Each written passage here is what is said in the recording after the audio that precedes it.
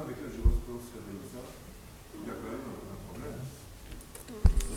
Les juristes disent qu'il faut plus d'une décision pour faire une jurisprudence. Non, et puis la jurisprudence, les tribunaux ad hoc sont un élément de la source jurisprudentielle de la CPI, mais là, ce qui est marqué en troisième, dans l'article du statut qui est marqué en troisième degré, effectivement, il faut se servir de tous les acquis du droit international humanitaire, mais ce n'est pas parce que dans l'affaire Krstić, on a dit qu'il y avait eu génocide, que forcément sera repris. C'était très critiqué par de très grands juristes, comme notamment le professeur Antonio Cassese, qui était le premier président du TPY, qui a critiqué cette décision. Très bien, merci. On va s'approcher peut-être de la fin de ce débat. Peut-être d'autres choses, un commentaire ou d'autres questions. Je crois qu'on va mettre un terme à ce débat. Alors, c'était justice pénale internationale et action humanitaire sont-elles inconciliables ? C'était le fond du débat. On pourrait conclure comment ?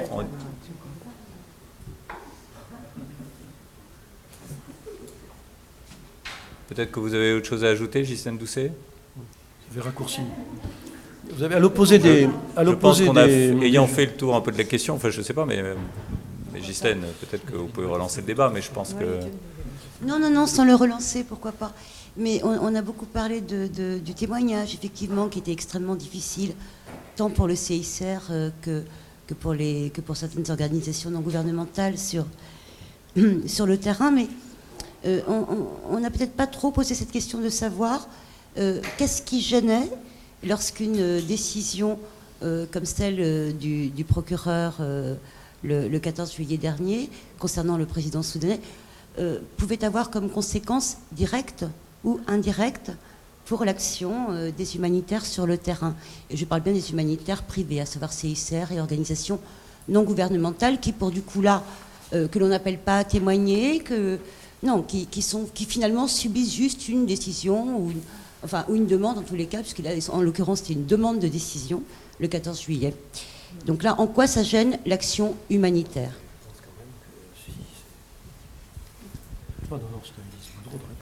Lise Boudreau.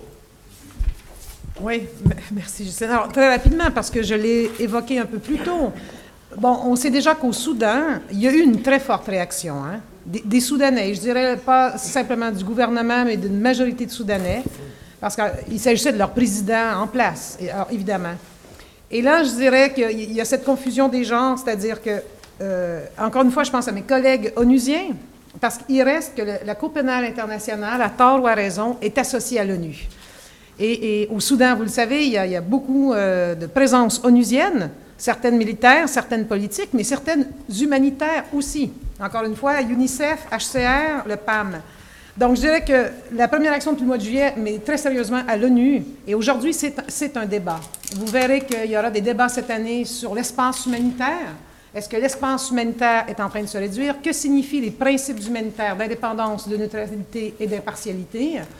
Parce que au cœur du débat, c'est effectivement quelle est la place pour l'ONU. Donc ça, c'est une première réaction. La deuxième, c'est une réaction de, vous avez vu, là encore une fois, l'ONU et certaines ONG ont décidé de renvoyer le non-essential staff, donc les personnes qui n'étaient pas absolument nécessaires dans les organisations humanitaires, parce qu'on a craint effectivement qu'il y ait une espèce de réaction contre les étrangers.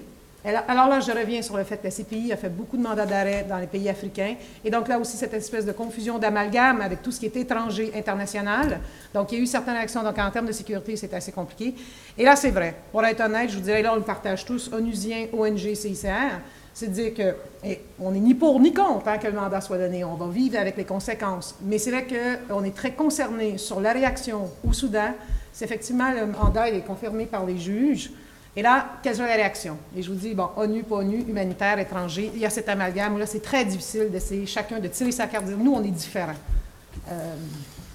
Voilà, donc justice pénale internationale et action humanitaire inconciliable derrière cette question qui était posée. Et le thème de ce débat, il y avait comme une volonté finalement de jeter des ponts entre ces deux mondes. Mais finalement, la conclusion de ce débat, c'est qu'il faut justement, surtout, ne rien jeter comme passerelle entre ces deux mondes et qu'ils ont chacun leur logique, leur fragilité, leurs théories, leurs imperfections, et ils sont parfois partisans aussi, on le sait bien, et donc il faut bien se garder en effet de faire en sorte qu'ils se rapprochent. N'est-ce pas, Claude ? Je voulais quand même ajouter que depuis 2004-2005, il y a un accord de coopération avec le CICR, entre la CPI et le CICR, et que dès le début de la CPI... Il fallait commencer par là. dès le début de la CPI, quand même, il y a un accord permanent avec l'ONU. Oui.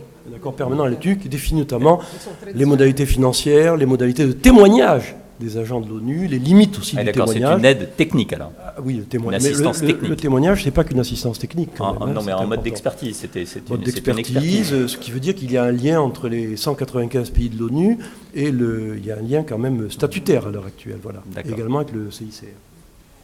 Oui, moi je ne suis pas non plus tout à fait d'accord avec votre conclusion. Je pense moi non plus, Il y j'étais a- un peu surpris de il y a- la conclusion quand même. Hein. Et ça Les- tombe bien, il nous reste les- encore quelques minutes. ONG et Justice internationale sont deux catégories d'acteurs dans la scène internationale qui ont chacune leur rôle à jouer. Et leur logique. Et leur logique, qui sont des logiques propres, qui interagissent les unes avec les autres. Il ne faut pas les isoler les unes des autres, il ne faut pas les marier de force, mais il ne faut pas les isoler non plus. Il y a des interactions utiles, nécessaires, qui doivent se faire. Lise Boudreau, vous n'êtes pas d'accord avec, Non, avec l'animateur? Avec les commentaires de mes collègues, je suis d'accord. Le dernier mot, il est là, c'est de dire que je pense que la complémentarité, on en a parlé, elle est importante. Et j'ai envie de dire, parce que j'ai fini tout à l'heure un peu trop tôt en disant qu'il y aura peut-être un problème de sécurité pour les humanitaires. Le problème, c'est pas la sécurité des humanitaires ou les incidents aux humanitaires. C'est ensuite l'empêchement d'aller vers les victimes. Hein. C'est pas une fin en soi que les humanitaires puissent travailler. C'est ce qu'ils doivent effectivement faire. Elle est là la question. Je suis venue à dire que non, on revient vers l'intérêt des victimes. C'était le début, c'est la fin de ce débat. Et à mon avis, le débat a fourni ses réponses en disant que rien n'est finalisé, on est en train de vivre un développement, et je pense qu'il y a des ponts qui sont lancés, il y a des pistes à suivre pour qu'il y ait une bonne coopération, une bonne cohabitation entre à la fois la justice, la fin de l'impunité et le travail des humanitaires. J'y crois résolument. Merci beaucoup, merci à tous. C'était les 5-7 de l'humanitaire. À bientôt, merci.